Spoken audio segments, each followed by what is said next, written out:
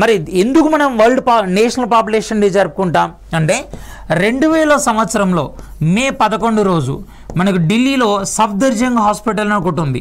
అక్కడ భారతదేశంలో 100 కోట్ల బేబీ జన్మించింది.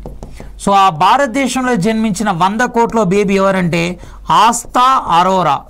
సో అంటే మే 11 రోజు మనకు 100 కోట్ల బేబీ జన్మించింది కాబట్టి మే 11ని మనం నేషనల్ పాపులేషన్ డే అంటాం.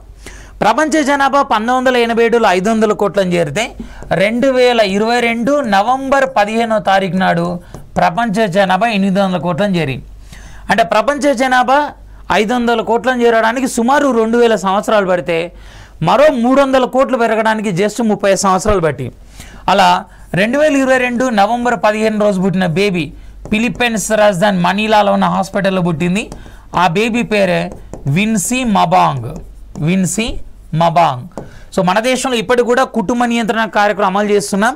సో దానికి ప్రచారకర్తగా బ్రాండ్ అంబాసిడర్గా అమితాబ్ బచ్చన్ పనిచేస్తున్నారు.